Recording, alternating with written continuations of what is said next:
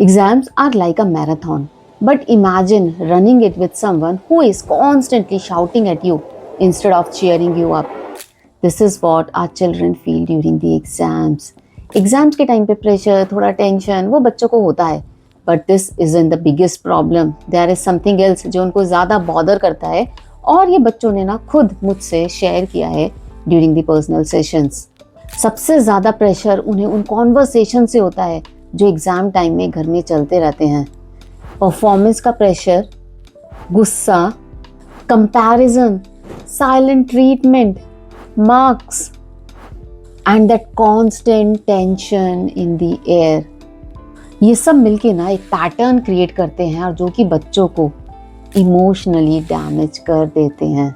सो आज मैं आपको 4 पैटर्न्स बताऊंगी जो कि पेरेंट्स अनइंटेंशनली फॉलो करते हैं and how these affect your child's mind, memory and confidence, and of course how to fix them. Pattern 1 is that pressure talk loop. Lines like बस 1 महीना और बचा है तुम्हारे एग्जाम्स में और इसी पे तुम्हारा फ्यूचर डिपेंड करता है, इस बार नहीं किया ना तो जिंदगी भर पछताओगे. One child teenager told me in the session कि पेरेंट्स के ना ये सारे वर्ड्स कॉन्स्टेंटली ना मेरे दिमाग में चलते रहते हैं और पढ़ाई में ध्यान ही नहीं लग पाता, बस डर सा लगता रहता है कि कर पाऊंगा कि नहीं. And parents think that these lines all this motivates, but as per neuroscience, this high pressure floods the brain with stress hormones. Memory, focus, recall all shut down and it blocks learning. And the child feels that no matter what I do, it's not enough. And the fix for this is swap pressure with your presence. उनसे कहिए let's plan it together. You study and I am here in case you need any help. Presence calms the nervous system and calm brain is equal to the better performance. Pattern 2, comparison. That Sharma ji का बेटा. शर्मा जी का बेटे को देखो यार कितना पढ़ता है. ये तुम्हारी क्लास में तो मोस्टली सबके 95% से ज़्यादा आते हैं. तुम्हें कब अकल आएगी, तुम कब ध्यान दोगे. Comparison kills confidence faster than failure ever will. And a child feels I am not good enough. I'll never match up. Why should I even try? Fix for this is compare your child with their yesterday, not with someone else's today. उनको बोलो कि आज तुम कल से 1% better कैसे कर सकते हो.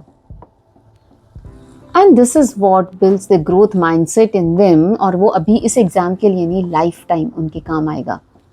Pattern 3 is the blame guilt cycle and it's very common. Parents realise ही नहीं करते हैं और बहुत ज़्यादा उनको बोलते हैं You wasted the whole year. हम तुम्हारे लिए इतना मेहनत करते हैं, तुम्हें पढ़ाई की या किसी भी चीज़ की कोई कदर ही नहीं है. अब घबरा रहे हो, अब टेंशन ले रहे हो, जब पढ़ना था तब तो तुमसे पढ़ा नहीं गया.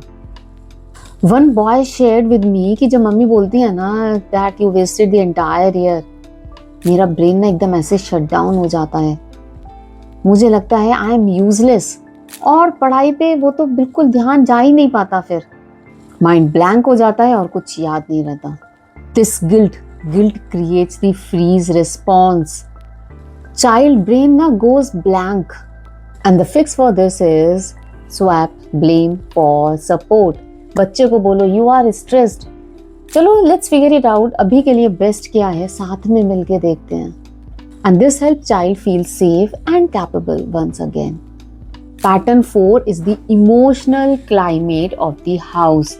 बच्चा पढ़ रहा है या नहीं पढ़ रहा है, उसका फोकस बन रहा है कि नहीं, ये घर के मूड से डिसाइड होता है. A girl once told me कि पढ़ाई के टाइम पे ना, एग्ज़ाम के टाइम पे ना टेंशन इससे नहीं होती है कि पढ़ना है, मार्क्स कैसे आएंगे, बल्कि ना घर के माहौल से होती है. अगर घर में शांति रहे ना तो मैं आराम से पढ़ लूँ और इनफैक्ट डबल स्पीड से अपना कोर्स कवर कर पाऊँ. If the home is tensed, loud, critical, unpredictable, your child's mind won't be in the text book. In fact वो एक सर्वाइवल मोड में चला जाता है उस टाइम पे.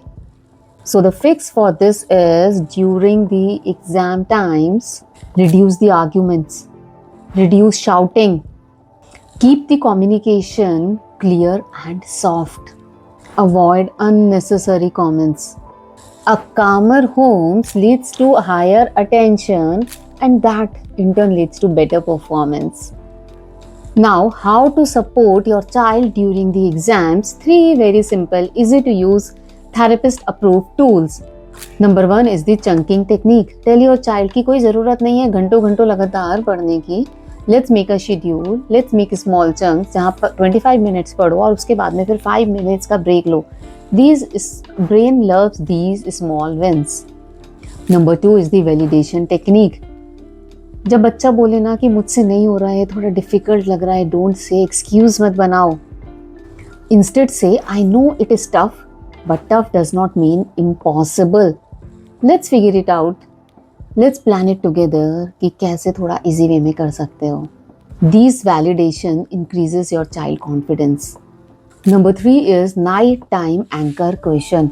डेली रात में सोने से पहले ना उनसे पूछो आज किस चीज़ पे तुम प्राउड फील कर रहे हो. This reduces anxiety and the next day performance also. Parents का एक पैटर्न, एक डायलॉग, एक रिएक्शन पूरे एग्जाम सीजन का इमोशनल टोन डिसाइड करता है. एग्जाम्स इम्पॉर्टेंट हैं पर आपका बच्चा एग्जाम से बढ़कर है. मार्क्स मैटर करते हैं पर उनकी मेंटल हेल्थ उससे भी ज़्यादा मैटर करती है. Let's support our children not out of fear but out of love and understanding. So share this video in your groups. It's a reminder that life exists beyond exams. And if you would like me to make a video for the students on how they can focus better on the studies or how they can study effectively on any other topic, then let me know through comments. And stay safe, happy and healthy till we meet again. Bye bye.